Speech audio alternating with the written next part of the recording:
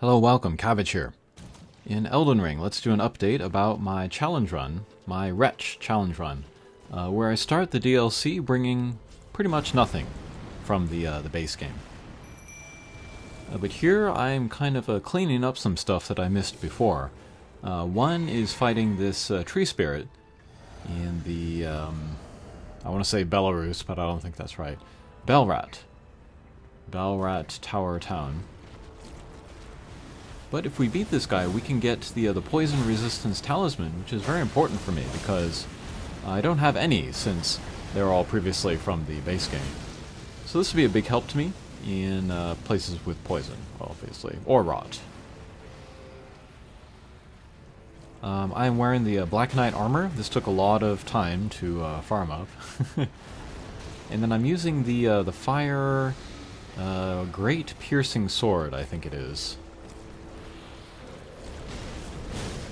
And then I put the Ash of War on it, the fire pierce. So I can use that. I can imbue the fire onto the thrusting sword. Doesn't last too long, but maybe good for, like, you know, 1 or 2 attacks. And I'm trying to stay on the rubble there, so I don't take more poison. But I do have a whole bunch of the poison healing things.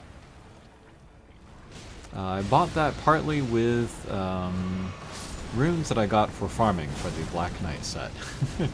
Should give you an idea of how long I was at it. And I'm summoning the Fire Knight.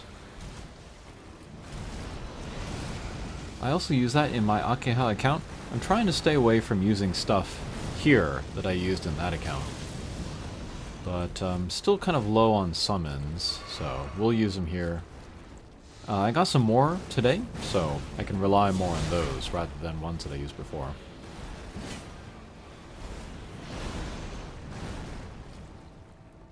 But yeah, tree spirits, not that difficult. Oh, and I think my summon is gone.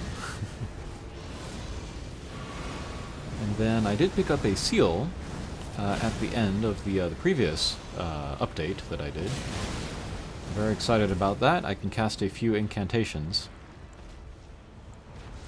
But we're not going to use any here. We can just get by with melee. Okay, there he goes. Okay. Resistance Talisman +2, so that's excellent. And I really should focus on trying to get all of the defensive talismans that I can, as quick as I can. Against different status effects, against different elements, stuff to buff my own HP or healing. Those should be priorities. Okay, here I'm at the end of the, I think it's the Dark Knight Catacombs? But this will lead into the Abyssal Forest. And then we have this boss, Iori, kind of guarding the way. And I am summoning the Mesmer Soldiers. These are also ones that I used in the Akeha run, but they're kind of the only troop soldiers of the DLC, so I'm allowing myself to use them, but they're really good. Same setup here, basically. And I'm trying to get backstabs on the boss. The boss does not react super quick, so backstabs are kind of easy. And especially if I have people to distract him, then yeah, should be able to get them fairly easily. There's another. And then these guys do holy damage, I believe. So I have the braid, holy resistance up talisman, which I got from the what is it? The shaman village.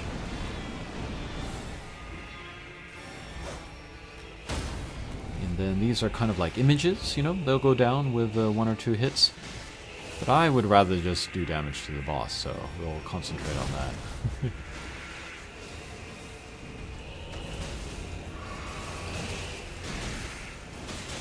And then in these fights, my Skidoo level's, I think, 10, 11? And my summon level's maybe at 5 or so. But since the adjustment from the other day, I think +12, you know, that's kind of the biggest the biggest jump, I guess. Kind of the soft cap, you could even say, for getting boosts to your character. So yeah, just a little bit more and I'll be able to hit that soft cap. And then for my Akeha account, I got her to level 18 out of 20. And then with the previous adjustment, that will be at the same level as 20 before the adjustment. So it's actually a good stopping place. I don't have to worry about getting those last 6 or whatever. Okay, so that was Yori. I got access to the woods. Next, let's look at Mother Meyter under the some kind of cathedral. Didn't have a lot of trouble with this boss with my Akeha account. I was wondering how I was going to go with my challenge account here, but also not a lot of trouble. Okay, do some buffs like Golden Vow from the Ash of War. Eat some crab, drink a psychic potion, and then summon a new summon that I got, Andreas. That's a Black Knight, different from Hugh. I like Hugh, but just to be new, we'll use Andreas. And then Mother Meyter, she also does holy damage, so we can again equip the braid for the holy resistance. And then here I'm using a different weapon. This is the Blood Fiend Arm. I heard this was good, so I thought I would try it out. And yeah, 7,000 damage, so that's pretty darn good. And then that's just with the Charge R2, not even the Ash of War. But like, as we can see, it splashes blood on the boss. And so that can lead to more blood buildup, and then get a bleed proc, get, 7,000-8,000 damage. But also good stance damage, apparently. We've already knocked out this guy twice.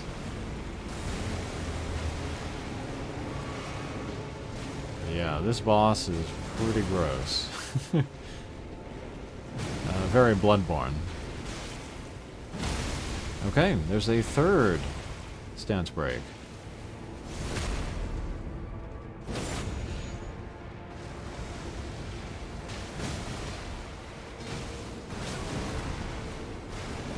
And then one of the Remembrance staves that we can get from this boss is a staff that can cast sorceries and incantations, the only one of its kind. I was considering using it, but I don't know. I think for my Akeha character, she's fine with just the incantations.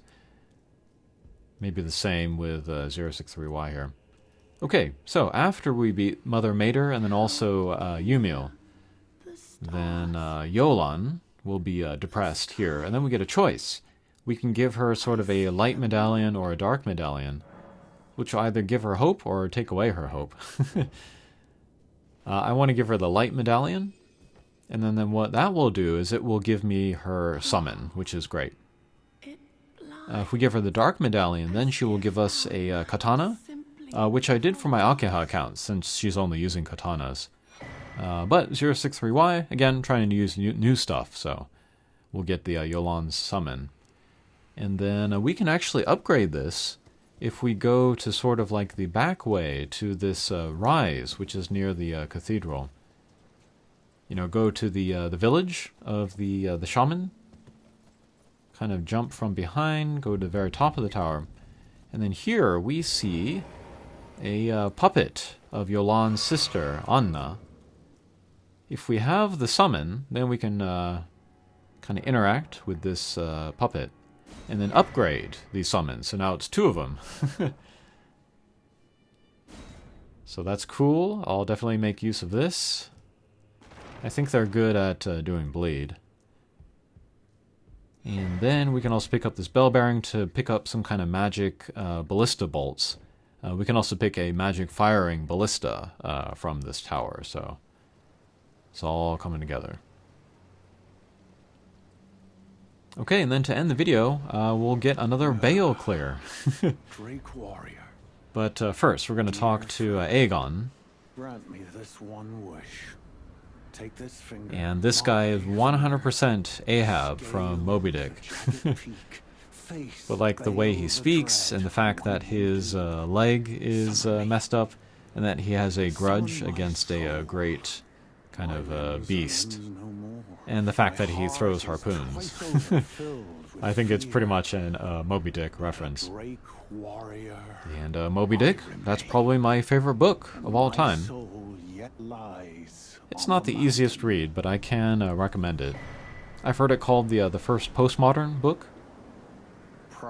And then another author that I really like, Cormac McCarthy, he really likes Moby Dick as well. And then his book, Blood Meridian, seems to reference Moby Dick in some ways. Okay, so we'll head up to Bayle. This time I'm going to take Aegon's quest to the end, so I'm going to summon him within the arena. But we'll do the buffs. Again, we're wearing the Black Knight armor, and we're using the Blood Fiend's arm. Hopefully we can get some bleed or stance breaks on Bayle. And yeah, this was much easier than playing it solo, obviously. But yeah, maybe 3-4 tries. Maybe the moveset, you know, is still kind of fresh in my mind. The moveset and the timing from the last time that I got the clear. But yeah, this was not super time-consuming or difficult. And then I said this in my previous Bayle clear video. I'll link to that below, but Bayle is my kind of boss. I don't enjoy the bosses with like long combos, like Renala or Mesmer or the last boss, people like that. But kind of like big, sort of like, maybe like fewer hits but more damage bosses like this. This is more my style.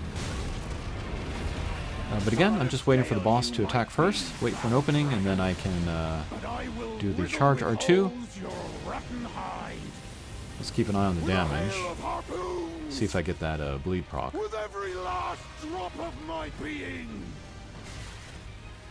Yeah, I keep getting hit by that tail swipe. Nope, missed there. One challenging thing about using this weapon as opposed to the Dragon Slayer Great Katana is that there's no ranged attack. Or at least there is none for how I have this set up. But that's really only going to come into play when... okay, yeah, we got the stance break. That's only going to come into play when he does kind of the short AoE fire breath. Before I would be able to, you know, get the attack in there. Oh, there's 6,000 damage. That's a bleed proc, I think. But without the range attack, you know, I can do all of the other attacks pretty much at the same pace, so it's not that different from my previous clear. Alright, and then Aegon is being targeted, so that's helpful. And then he doesn't seem to have a life bar. I wonder if he just lives forever. So that's kind of nice, actually. Yeah, if you're having trouble with Bayle, definitely advance Aegon's storyline, and then summon him here. He uses a bow, so he doesn't need to move, so he'll hit the guy from anywhere in the arena, maybe. Okay, we are well into phase 2. This is kind of the ultimate attack, but somehow, don't die. Oh, there's Aegon. He seems to be using some kind of like dragon communion stuff. That's interesting. Pow! Charge R2, miss. Okay, we dive. Charge R2, miss again. Oh, and then after the fight, I'll show my build. So we can look at kind of like how my limited selection of talismans is working out. Okay, so we've gotten a couple of hits in the head. There, finally, another stance break. Still no bleed proc. Let's see if we get that here. No? Maybe here? Pow! No?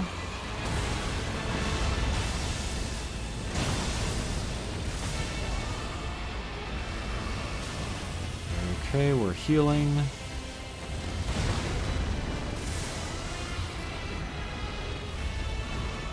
Okay, we're healing again. We got some leeway. Another tackle, that's pretty easy to dodge. The after explosion, not so much. Okay, here's another kind of semi-ultimate attack. Still not targeting me, so that's easier to dodge. Alright, we'll smack him in the tail. Alright, not very dramatic, but we get the clear. And I thought this was hilarious. Bayle's kind of doing the celebration two-handed, one-handed, two-handed, one-handed thing, so I thought I'd copy him. That's kind of a funny nod from the developers to the player. Okay, and then to finish the video, we'll we'll look at Egon's corpse, and then show my build. Alright, but we get his great bow. I might actually use that. And then his armor, which looks pretty raggedy. And his bell bearing. I haven't looked at that yet. I should see what he's selling. Alright, but here's my build. Level 220 about. Oh, I had the Crag Blade, Ash of War on the weapon. I forgot to use it. Black Knight armor. Two-handed talisman. Extra healing talisman. Stamina regen talisman, and the fire resistance talisman. Okay, that is an update to 063Y. He's coming along just fine. Thanks for watching, and we'll see you again. Take care.